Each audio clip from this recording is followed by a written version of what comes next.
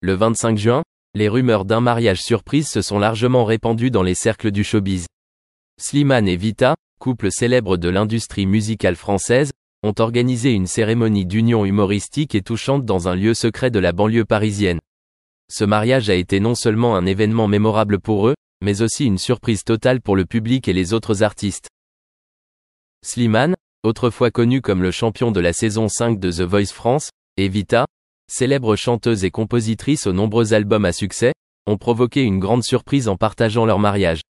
Malgré leur popularité, ils ont gardé ce plan très secret, laissant tout le monde surpris et excité. La cérémonie s'est déroulée par une belle journée TE, lorsque le chaud soleil parisien éclairait l'atmosphère solennelle et chaleureuse. C'est un jour spécial qui marque non seulement un tournant important dans la vie personnelle de Slimane et Vita mais qui approfondit également leur amour dans leur voyage ensemble. Les invités présents étaient tous des amis proches et des membres de la famille proche du couple. Plusieurs confrères célèbres de l'industrie musicale étaient également présents pour féliciter et partager leur joie avec Slimane et Vita en ce jour important. Non seulement la présence de personnes proches, mais aussi l'atmosphère chaleureuse et joyeuse de la cérémonie ont également choqué et touché tout le monde. La robe de mariée de Vita a attiré l'attention de tous par sa sophistication et son élégance.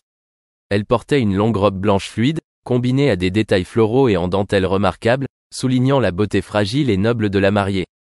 Pendant ce temps, Slimane est tout aussi magnifique avec un luxueux costume noir, créant une harmonie et un équilibre de style pour les deux. La cérémonie de mariage a été dirigée par un ami proche du couple, célèbre organisateur d'événements dans l'industrie du divertissement. L'événement s'est déroulé de manière solennelle et remplie d'émotions. Non seulement la cérémonie solennelle d'échange d'alliances, mais aussi les vœux des deux personnes ont rendu tout le monde ému. Après la cérémonie de mariage, la fête s'est poursuivie dans un espace cosy et intimiste. C'est l'occasion pour chacun de féliciter et de partager sa joie avec Slimane et Vita. La révélation de ce mariage a rendu le public non seulement surpris par sa surprise mais aussi heureux et touché par l'amour profond du couple. Au final, le mariage surprise de Slimane et Vita a été non seulement un événement personnel mais aussi un moment fort mémorable de l'année dans l'industrie française du divertissement. Il envoie un message d'amour, de sincérité et de solidarité, suscitant la croyance en l'amour et le mariage au sein de la communauté des artistes et du public des fans. Slimane était une âme aventureuse, guidée par les caprices du destin et l'attrait des nouvelles expériences. Né et élevé en Algérie, il a toujours été fasciné par la diversité des cultures autour de la Méditerranée. Sa récente rencontre avec un groupe de voyageurs grecs avait allumé en lui une étincelle, un désir d'explorer au-delà des paysages familiers de son pays natal. Tout a commencé par une rencontre fortuite sur un marché animé d'Alger. Slimane, avec ses traits maghrébins distinctifs et son sourire facile, a entamé une conversation avec un groupe de touristes émerveillés par les subtilités des bijoux berbères. Parmi eux se trouvait Sofia, une jeune femme pleine d'entrain d'Athènes, qui parlait couramment le français. Leur premier échange fut bref mais marqua durablement Slimane. Sofia, intéressée par son véritable intérêt pour sa culture, l'a invité à les rejoindre pour prendre un café dans un café voisin. Autour de tasses de café algérien fort et des histoires partagées sur leurs pays d'origine respectifs, un lien a commencé à se former. Sofia appelait affectueusement Slimane « mon amour », un terme affectueux qui l'amusait et le ravissait à la fois. Leurs conversations devinrent plus longues et plus animées à mesure que Slimane absorbait avec impatience chaque détail de la Grèce, son histoire ancienne, ses traditions vibrantes et ses paysages pittoresques. Un soir, alors qu'il regardait le soleil plonger sous l'horizon depuis une falaise surplombant la Méditerranée, Sofia leur lança une invitation sincère. « Pourquoi ne viens-tu pas nous rendre visite à Athènes, Slimane ? Tu as fait preuve d'une telle curiosité et d'une telle chaleur envers notre culture. Ce serait merveilleux de t'accueillir. » L'idée a germé dans l'esprit de Slimane comme une graine trouvant un sol fertile.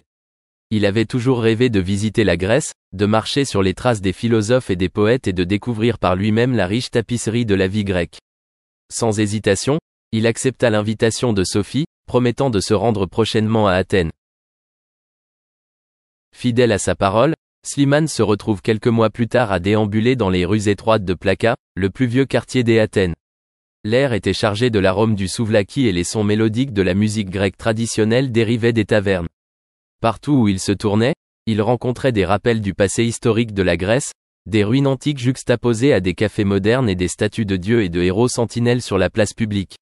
Sofia et ses amis accueillent Slimane à bras ouverts, désireux de lui faire découvrir leur mode de vie.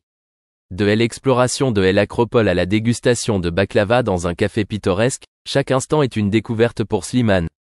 Il fut émerveillé par l'hospitalité du peuple grec, qui le traita non pas comme un étranger mais comme un hôte d'honneur.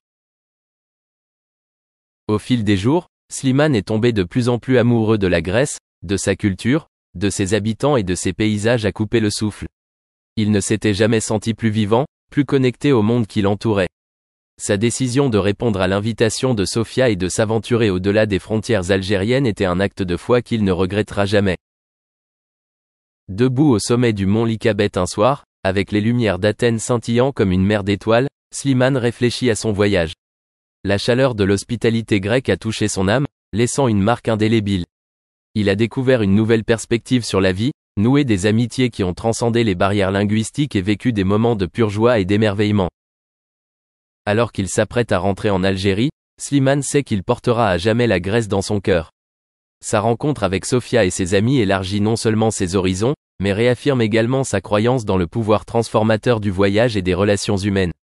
Mon amour, le sentiment qui a déclenché son voyage, symbolise désormais le lien qu'il partage avec la Grèce et son peuple. Dans les moments calmes précédant son départ, alors qu'il disait au revoir à Sofia et à ses amis, Slimane éprouvait une profonde gratitude. Il a suivi son instinct, a accepté l'inconnu et, ce faisant, a découvert une partie de lui-même dont il ignorait l'existence. Lorsqu'il est monté à bord de l'avion pour Alger, il a emporté avec lui non seulement des souvenirs, mais aussi un nouveau sentiment d'appartenance et de détermination. Pour Slimane, la décision de visiter la Grèce était plus qu'un simple voyage. Ce fut une expérience transformatrice qui a enrichi sa vie d'une manière qu'il n'aurait jamais pu imaginer. Et alors qu'il envisage de futures aventures, il sait que peu importe où les vents du destin le mèneront, la Grèce, et ses amitiés, occuperont toujours une place spéciale. Le couple a rapidement adopté 2 enfants du Vietnam, Mia et Melody. Leurs aspirations familiales ont conduit à la recherche d'une résidence appropriée, une résidence digne d'un roi. Leur demeure choisie était le manoir de Criquebeuf, une maison de maître du XVIe siècle dans le nord-ouest de la France. Bien que le nom lui-même suggère la royauté, le cadre idyllique a été entaché par des complications imprévues. Résider dans son manoir du XVIe siècle semblait insuffisant pour Briner, qui affichait un désir palpable pour les projecteurs et la scène théâtrale. En 1980, il a proclamé à sa femme et à ses filles son intention d'entreprendre une vaste tournée et une reprise de The King Andy à Broadway, une décision qui a immédiatement tendu son mariage. Cependant, les fractures dans sa vie personnelle n'étaient pas uniquement attribuées à la tournée à venir. Bien que Briner fût un acteur virtuose, on ne pouvait pas en dire autant de sa fidélité. Reconnaissant les pièges des liaisons avec d'autres acteurs dont les récits se retrouvaient souvent dans le domaine public, Briner a orienté ses exploits romantiques vers un autre bassin, ses admirateurs. Sa femme, vraisemblablement au courant de ces liaisons peu secrètes, a cherché une issue, ce qui a conduit à leur divorce en 1981. Fidèle à sa propension pour les transitions rapides, Briner se retrouva à échanger ses vœux une fois de plus seulement 2 ans plus tard. Cathy Lee, une ballerine qu'il avait rencontrée lors de la tournée de Le Roi et moi, devint sa 4e épouse.